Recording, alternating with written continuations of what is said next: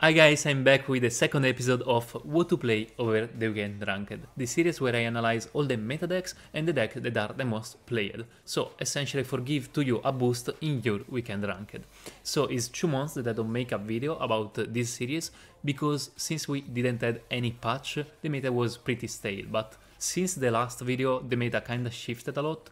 We left with a really broken light and a really broken nature that were after the buff, and now this is the situation, for example. So as you can see, the meta shifted a lot because now nature is literally the worst one, and we will not even analyze that because, guys, you should not play nature. Instead, we left magic and deception that were pretty bad, and now those instead are really good.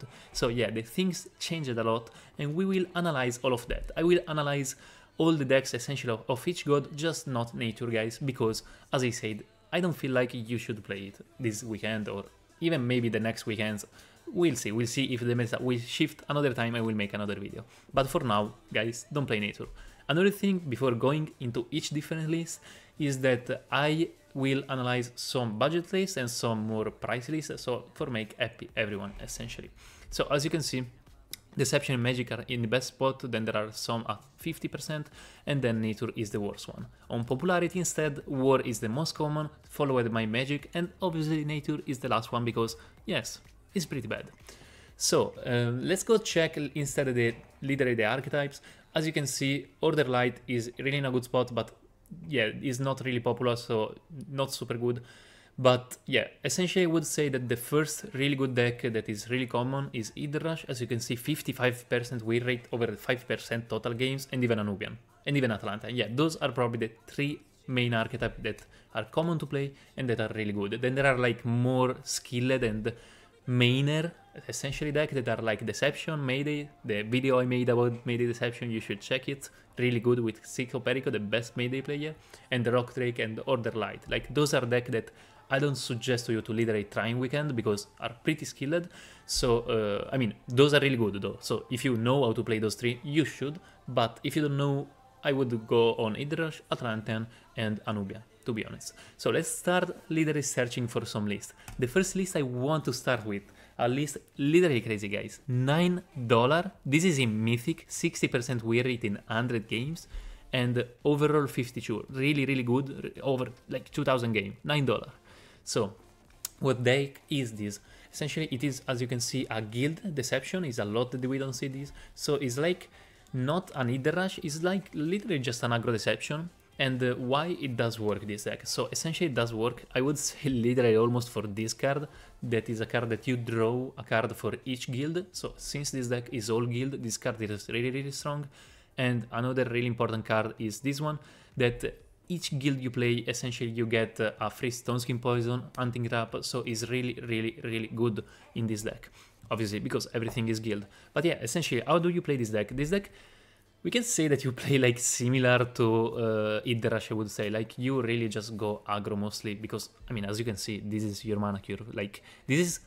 yeah, this is not Hydra Rush. So let's say this is a Zoo deck, like a Zoo aggro, because you just want to go all your little drop and continue to draw your card with like Patient Pickpocket, Frumentary, so, and essentially you want to proc little damage here and there, and with Cobra Scepter essentially go for Dairy Phase. So this is the objective of this deck. It doesn't seem even too hard, and it's super budget. So if you literally are a free-to-play player, you don't know what to play, you can check obviously my other video about budget deck, but this is for sure a really solid deck in this situation. Like, this is a crazy win rate, 60%. And as you can see, the God Power we will check. As you can see, they are getting played with both Stealth and even Thievery. Probably kinda depends by the matchup, and probably even more by how you want to play it. But yeah, probably, yeah, versus Mage, I would always go Thievery though, because Mage has a lot of really good 1-mana magic spell card, and yes, I think it's kind of matchup dependent, that you have to analyze that on yourself.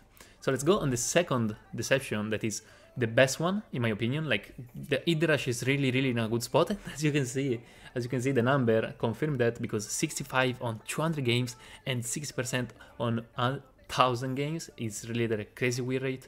If you don't know how to play Hydra Rush is pretty easy. I mean, it's not easy actually. It's an aggro that is not easy, because you have to understand when to hide and when not. And now with the new Orfeo God power that is 3 mana is even actually a bit harder, but as you can see is still really good. It's not the super budget, but it's not even super pricey. How do you play this deck? Essentially you just want to buff a creature like a cat with a knife or Shadewalker with dark knives and so on, and just go face with that and continue to hide that, because now Orfeo doesn't even make damage, so you can literally like hide the same creature like 3-4 times like. And another really important thing is Cutthroat. It's really important to utilize Cutthroat in the right moment. So for example, like versus control, if you know which control you are playing against, you can Cutthroat their main solution to your Hiderash. Like for example, I don't know, versus War, you can Cutthroat Soul Survivor, or so around 6 mana. Versus Nature, probably you Cutthroat Enchanted Vines, and versus Control Light Lysander Mercy. So you have to wait essentially for the higher possibility that they had this card, like even like for Demo and so on. So this is actually a really important thing that you have to understand for the Hiderash that you have to play right now. Other than that, it's pretty easy. As I said, you just play all the creature, hide, and try to, yeah, just put damage here and there. Is like pretty similar on this other Deception that I showed to you, the guild one, but this one is more hidden, for example, and the other one instead is a bit more spammer. I think this one, if you have the possibility, is better, but as I said, this is a $250 deck, the other one is $10, so yeah, I'm trying to help everyone. There I have even a MAGE list. I will not analyze that because literally my last video that you should check, because I made a crazy video with the best MAGE player, Xico. So I will not analyze this list. I just wanted to show you that Mayday is now meta, is really good, but as I said before, you have to know how to play really this deck because it's really hard. It's actually probably the hardest deck in the game. So yeah, go check my last video and understand how to play this deck, and then play this deck because it's really good. So those were all for Deception. For Magic instead, I want to bring Atlantean. Why Atlantean? So first of all, I already bring it Coronet on my account, on my YouTube, like literally just some week ago. And I think Atlantean and like Magic has 3 archetypes really good. Arandian that I will make a video about, Coronet that I already made a video, and Atlantean. Atlantean is even really easy in my opinion, like it's not a super hard deck and is really good, guys. As you can see, 76% on 50 games, 63 on 300 games, like those win rates are crazy.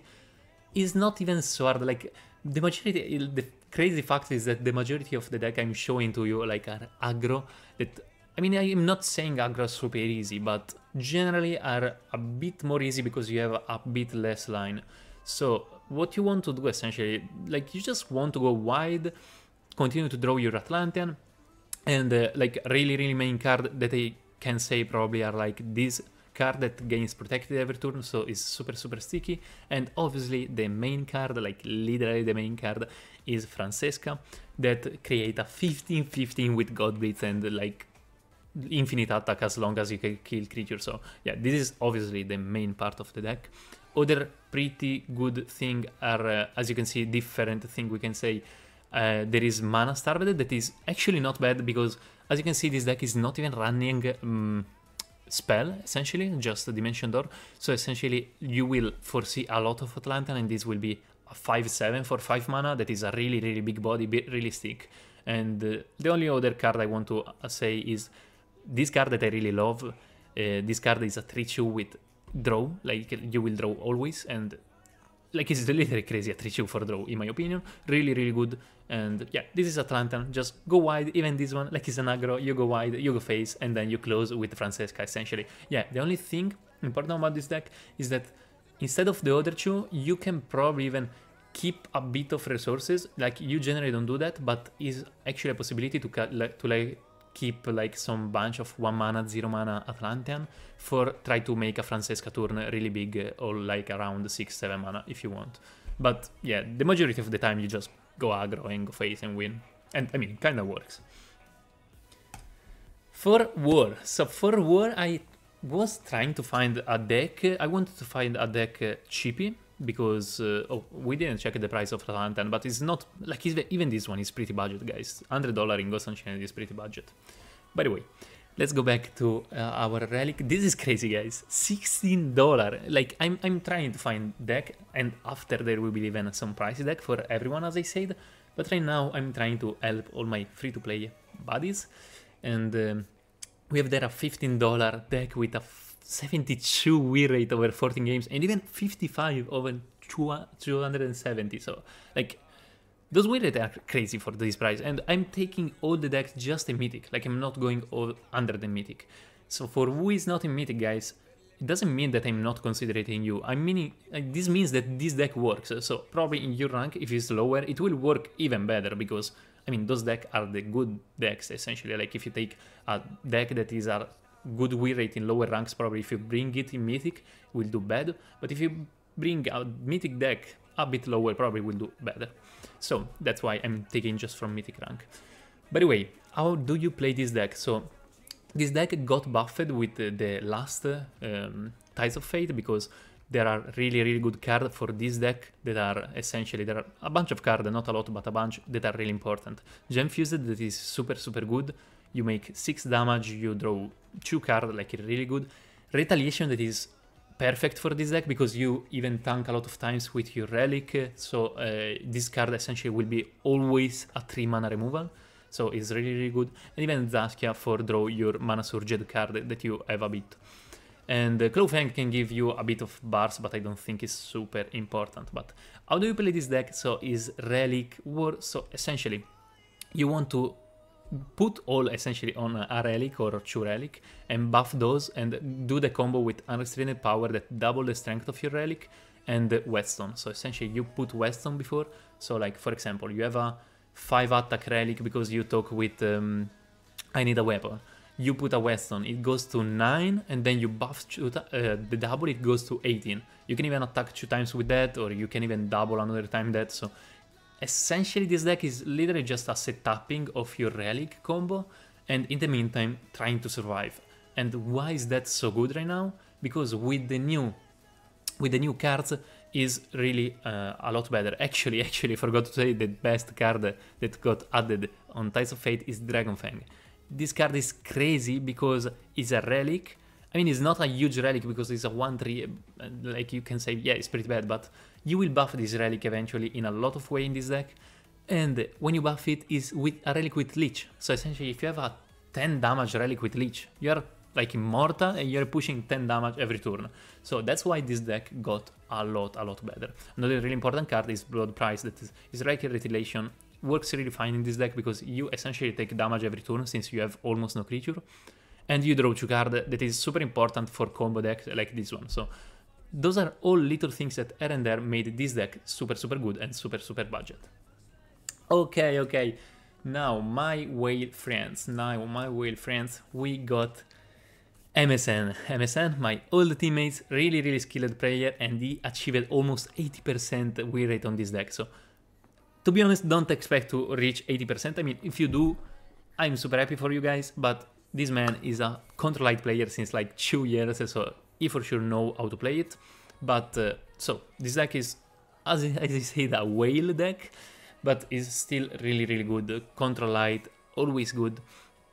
So what we can see, this is literally like not a Tide of Fate deck. Like, there are no Tide of Fate cards, and this means that like actually the Tide of Fate power level is not so huge compared to like Sverdit, Ortuk. Like, there are a lot of cards that are actually really good, and with Tides of Fate just went a bit away, and this was the main deck before. And MS7 is showing to us all that it's really good still, and a really good addiction of this deck is Tidal Prayer, that is literally the perfect card that Control Light needed before. And like, this card is really amazing. This card is almost a tech because you delve 3 cards that are a lot, because like you don't have a lot of spells, so you literally almost choose every spell that you want in your deck, and you even reduce the mana. So that reducing mana is super broken, like versus aggro. See, MS7 run only 1 Lysander Mercy, because essentially you will find that Mercy essentially with your double Tidal Prayer sooner or later, and you can even, and you want to reduce that Mercy. Like, you don't want to draw Mercy, you want to reduce it.